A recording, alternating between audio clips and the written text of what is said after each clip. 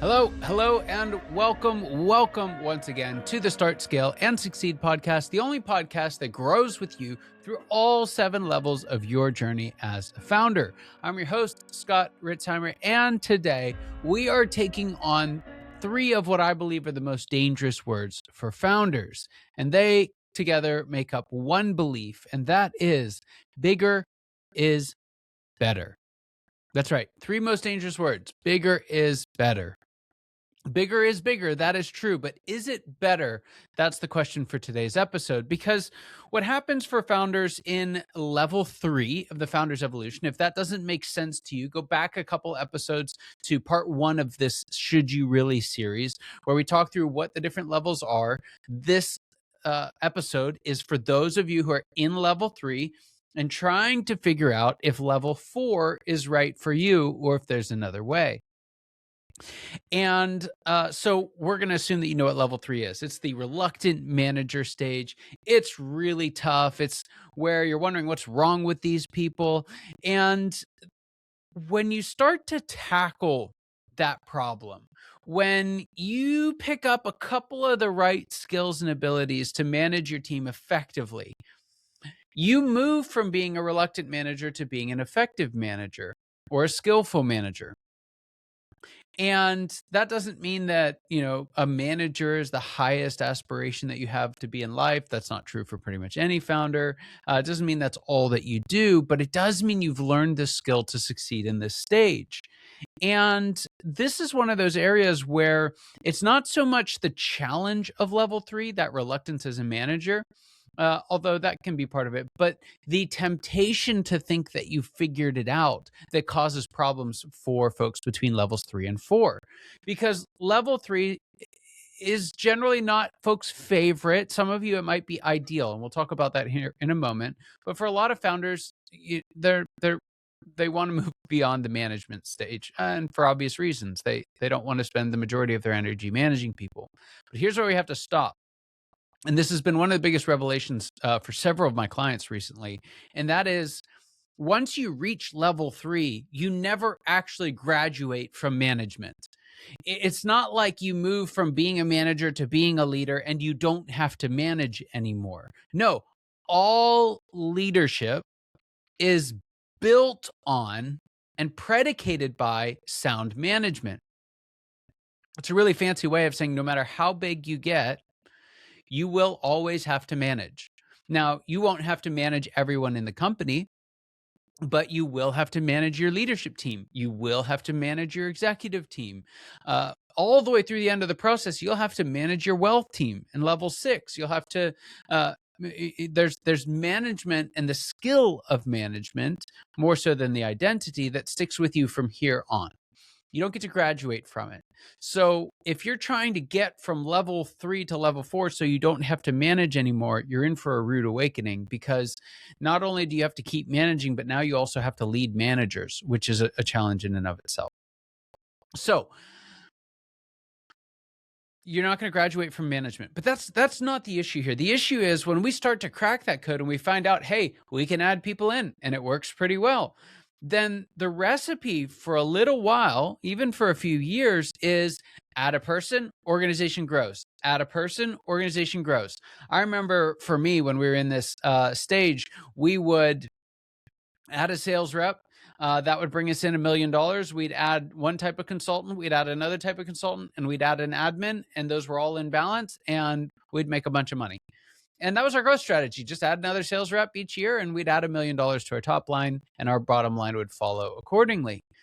And so I thought, like you would imagine that most people would, that bigger was better, because I had a whole track record from a couple of employees to 15, closer to 20 employees, that said, when you add another person, things get better, because I'd figured out that level. I'd figured out how to manage these folks effectively. And then we added people, and I couldn't manage all of them anymore. And so now, to add more people, I had to add a layer of management to help me lead it. That's expensive. It results in a huge loss of control because you're not the one doing it anymore. What folks don't recognize for a long time is it's a huge loss in data. And not data in the like spreadsheet sense, but data in the intuition sense. Because when you're managing everybody, you're kind of in it with them all the time. Your brain is constantly consuming the information and filing it away for later decisions that you'll make. And this is where founders that are succeeding in level 3 kind of develop this golden gut of like, hey, I know what it takes and what we need to do because they're getting all this great information in.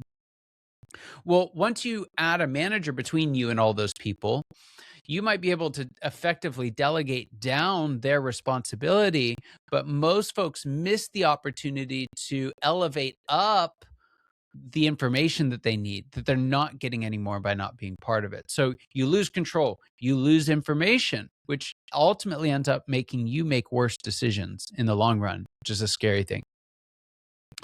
You lose the ability to influence culture just by who you are.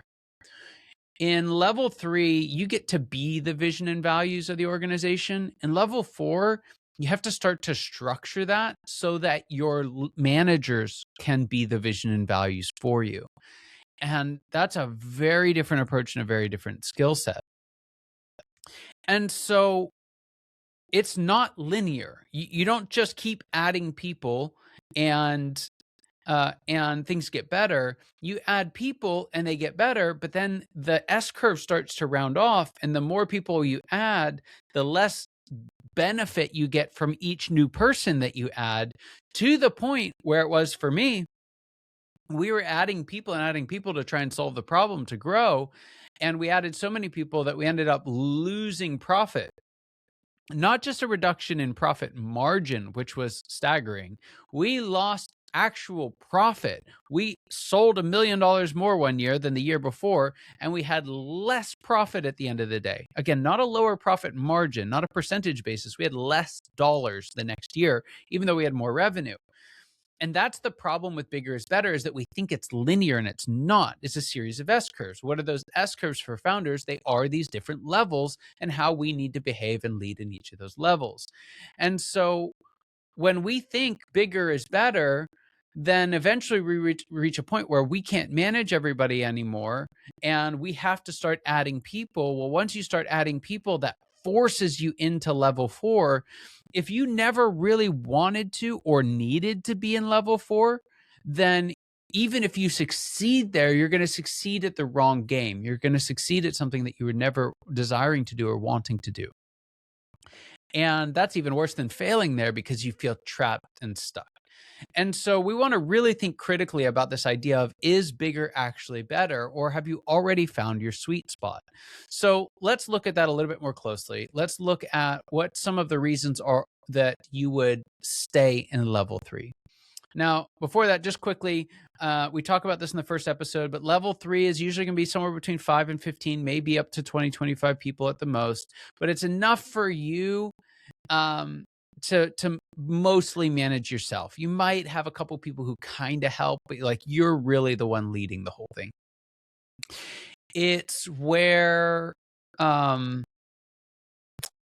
your activities start to refine a little bit, in the sense that you can't do it all anymore. So you have to start handing things off. So most level 3 founders will start to find themselves spending more of their time managing and less of their time doing some combination of sales, ops, or admin. And for most founders, that means focusing on sales and starting to build out a sales team sometimes, and managing the rest of the folks, including generally some kind of operational leader, like a head of ops or an office manager, or someone to kind of keep the trains on time. And so that's where we're at here. So you've got more than a handful of people, enough that you can manage by yourself. One way of describing is you can all fit around a table, right? Like one big dining room table, everyone can still fit. And I remember for us, we used to have all our staff meetings at a Panera Bread. and we could all fit in this one little tiny room. And then there was one day we were like 25 people, and we tried to fit in there, and it was literally a game of sardines. It was so embarrassing. It didn't work at all because we didn't realize how much we had grown, and that helped us realize it. So anyway, you can largely manage them yourself. Now, again, this isn't the right place for a lot of founders. I actually started this process thinking that nobody should stay in level 3, that the only right thing to do was to go back or go forward and not stay here. I've since had several of my clients prove me wrong on that. And here's why. There's an opportunity for some markets and some services where you can fulfill the needs of your market, where you can achieve your vision with a team that you can run largely by yourself, right? Maybe the help of someone else. And you like that boutique feel. You know everybody knows you, everybody knows everyone, and you can really thrive in that environment. Your model doesn't require a whole bunch of middle management layers or departments or sophisticated interconnected systems to run well. Again, your market is right sized. You're not trying to be like a global phenomenon. You're just trying to serve your clients well. You can make enough revenue to be comfortable and happy in your not work life, your home life. Which you can usually make great money in an optimized level 3. You are willing to manage that many people, especially once you get to the high side of that level. Like managing 12, 13, 14, 15 people is a lot of work. And sometimes that's just way too much. So some folks have to get through level 3 to level 4 where they can bring in some other managers to help. But if you're okay with learning and building those skills, then it's not a bad gig.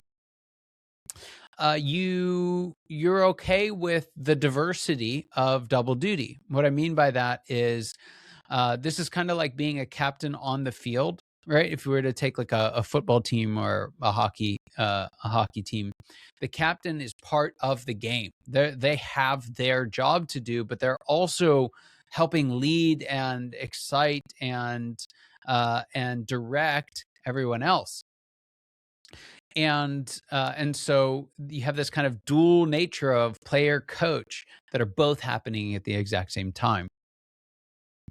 And you can create enough success through others. This can be a challenge for folks in this stage. They're really good at what they do, and they're really bad at getting other people to do that thing well. So if that's the case, you probably shouldn't have gotten here in the first place. But that's going to get even worse if you keep going to level 4, because now not only do you have to do through others, you have to lead through others. And while that might sound like a relief, it's actually a bigger problem because the accumulation of the inadequacy starts to grow, and that's not pleasant. So you can stay there if you like that boutique size, if you can achieve the vision that you have for your organization, you can do great work for great people, and you can do it in a relatively small market, and you don't mind that dual nature player coach, you can ride here for a really long time. You can make a lot of money here. You can find some freedom with your time. You can go away for a couple weeks and the organization still moves. You can find a lot of specialization in what you do. This is particularly true if you enjoy the more human side of whatever your operation is. If you like the sales networking approach, most of my folks who pick level 3 do so because they really like the sales process, and they're able to effectively hand off kind of everything else and just manage an ops leader. And then that allows them to manage a sales and networking process that they really enjoy. So those are all signs that level 3 might be good for you. Now, what are some signs that you should move to level 4?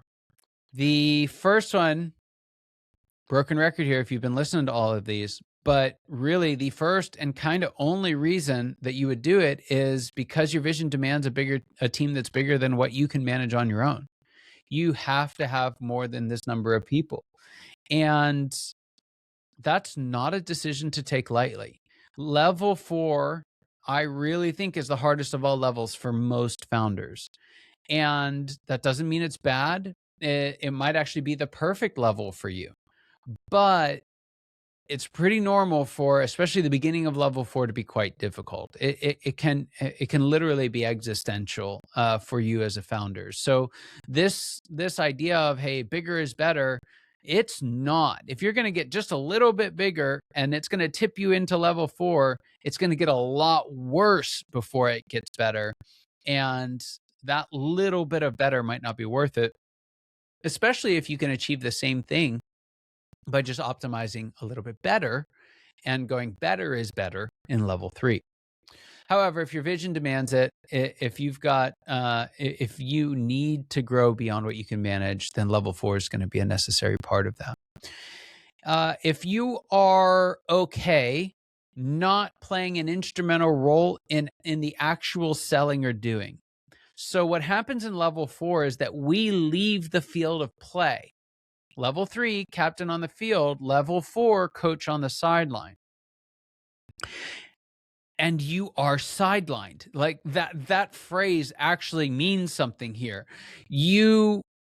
In level 3, if something goes wrong, you can jump in and save the day pretty effectively because you're close enough to it. It's matched to you because you're the one who's been doing it. And it's relatively easy, although sometimes quite exhausting, to kind of jump in and save the day, but it's possible. In level 4, it's not really possible to jump in and save the day, not reliably and consistently over time. You get pretty tired running up and down the sideline and then realize that it didn't do anything. It doesn't matter how fast you run anymore. It matters how fast the people you coach can run. And so level 4 requires you to be okay with not being on the field, maybe even for the biggest plays. It requires you to, rather than leading those who do, rather than doing it all yourself, you have to lead those who lead those who do, right? You're not just leading those who do, you are leading those who lead those who do. And again, it's a different skill set. You might be ready if you're willing to embrace that coach on the sideline role, right? Sometimes when you've been doing something for a while, even if you love it, you're just tired. Like, you coach or mow lawns or cut hair or do architectural designs. When you do the thing that it is that you do for 5, 10, 15, 20 years, that in and of itself can take it out of you. And it just might be, hey, I don't have the energy to literally do the thing that we do anymore. This is why literal players move out of being players in sports. Some of them become coaches. It's actually quite rare. And there's a reason for that. And that is that great players very seldom make great coaches. And the same is true of founders. Those who really succeed in that level 2 player, really even those who succeed in level 3, are often those who struggle the most in level 4 because their skills are suited to being on the field. And so if you're ready to or desirous of being a coach on the sideline, not having to run up and down, and being willing to put the ball in someone else's hands, level 4 might be for you.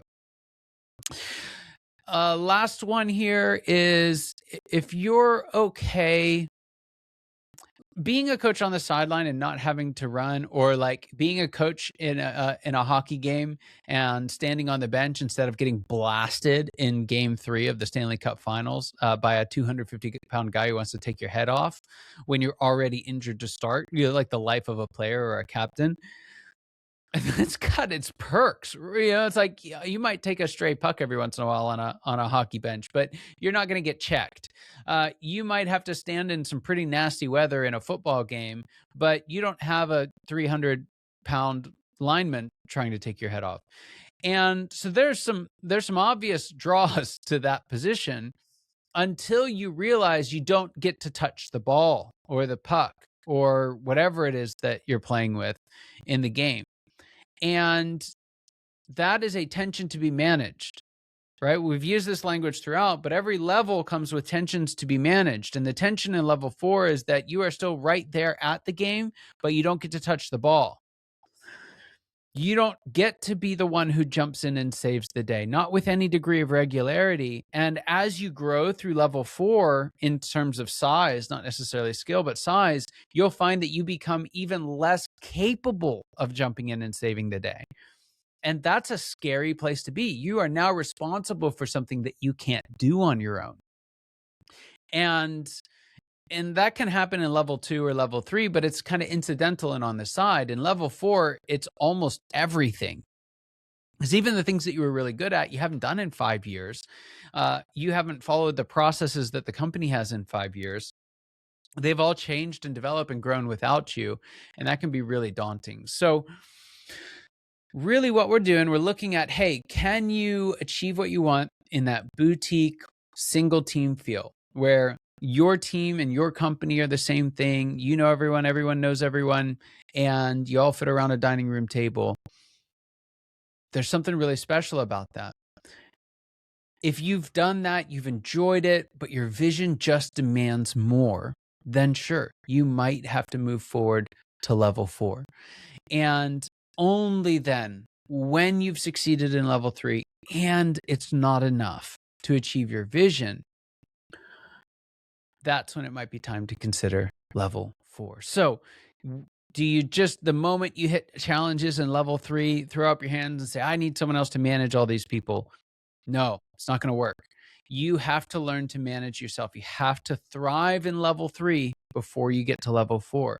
And just because you learn to thrive in level 3 doesn't mean that you're going to be able to keep doing that same thing in a linear way over and over. You're going to have to relearn how to thrive in level 4 as a coach on the sideline. So hopefully for those of you that have been wrestling with this, that's helpful.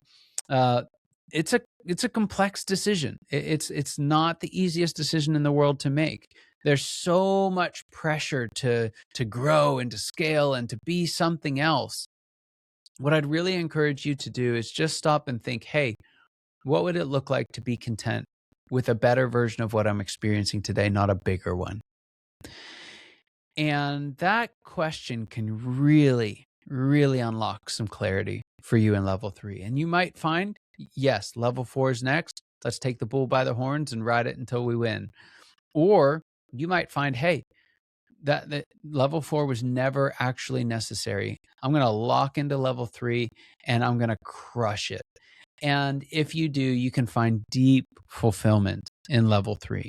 You can have a lot of fun with it and with your team, and it can be a really, really special time and season. So I want to wrap up with just a little bit of a teaser. So those of you who are listening through and maybe you've been through this before, you've already made this decision, and you're either in level 4, you've been to level 4, you're curious about what happens here. Level 4 is an interesting one because we are going to talk about, in our Should You Really series, we're going to talk about the most common mistake that founders make when they try to solve for level 4. And that is to go out and hire or try to hire a professional CEO. And so that's the question we're going to answer in the next one. Should you go out and hire yourself a professional CEO? And it's going to be a really interesting conversation. I can't wait for it. For now, for those of you in level 3, make sure that you thrive in level 3.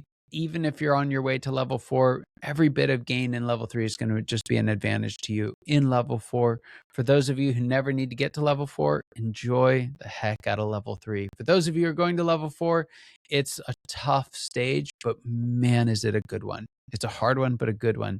And I'm excited to talk about that with you next time. So with that, you know your time and attention mean the world to us, to me, really. And I hope you got just a little bit more clarity out of this episode than you had before, and cannot wait to see you in the next episode. Take care. Hey everyone, Scott Ritzheimer here. Thank you so much for listening to the Start, Scale, and Succeed podcast. I hope this episode gave you exactly what you need for the level you're in right Now, if you want to discover what level you're in, take our 10-question Founders Evolution quiz for free at foundersquiz.com. That's foundersquiz.com. It'll pinpoint exactly where you are and give you tailored tips to move forward and reach that next level in your journey as a founder.